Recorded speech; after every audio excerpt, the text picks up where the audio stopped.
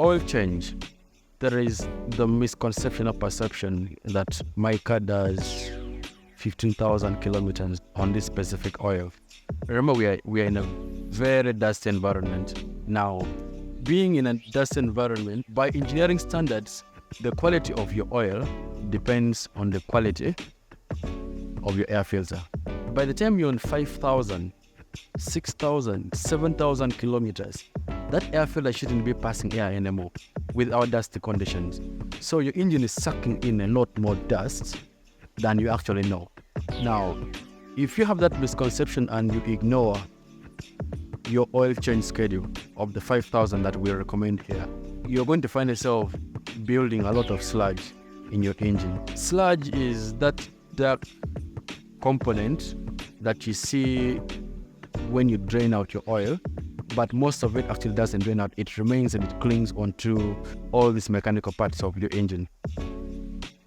Eventually, as sludge builds up, your engine will of course have a lot of issues, and as mileage goes on, you find yourself having issues of oil leakages, coolant leakages, overheating now gets more prone, and then all your cooling systems start having the issues.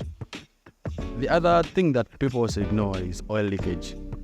I just mentioned it earlier on. Now, when you ignore a minor oil leak, slowly but surely it gets into half a liter, gets into a liter, gets into 1.5, gets into 2, and by every liter that goes, you have insufficient lubrication. That means you will have a lot more wear and tear taking place in your engine. So never ignore those leaks. Fix them. But also the other leak that people ignore or tend to ignore, they say they can manage with these coolant leakages. Some, when you find they keep topping up coolant, they get to a point they say coolant is expensive. Now let me start pouring water. And they keep pouring in the water. Water in itself is not coolant. Water boils at 100. Coolant is designed to start boiling at about 135, 145. So if you pour it in your water, chances of your car overheating are actually high. And of course, leave alone the other disadvantages. Corrosion. Remember, there's a metallic parts in your engine. You're pouring in water. Water already has its disadvantages, and you have corrosion. And before you know it, your car is overheating because the water is boiling at 100. You get yourself stuck by the roadside. Internally, your engine components start corroding, and it comes out as a disadvantage to you. The other thing that also people tend to ignore on their cars is scheduled service by time, not just mileage. Service in itself is not just come in, pour oil, change the air filter and drive out. No. The brakes have to be checked. Wipers have to be checked. Lights have to be checked. If you have sun visor, it has to be checked to be sure that it's okay. How is your boot doing? How is your suspension? How is your steering? Are your seats moving forward and back? All those have to be inspected within a time frame. So if you're only going to be doing oil change in and out, your car will keep breaking down, and you keep wondering, what exactly is the issue with my car? Pay attention to periodic vehicle maintenance and inspection.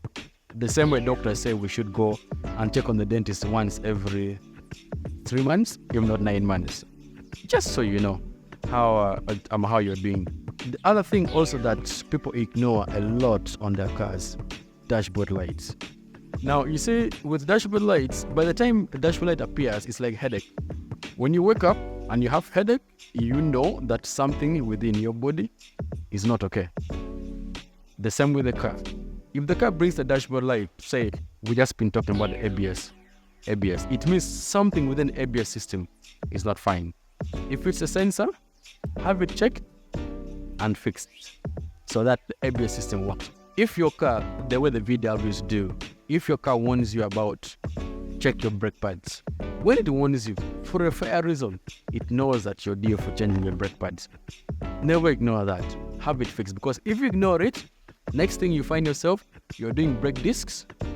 If you're not just doing brake discs, you're possibly now having to replace calipers. If you're calipers, you find yourself into brake master cylinder. Even master cylinder, you find yourself into something as big as the ABS control module. It gets more expensive by the day.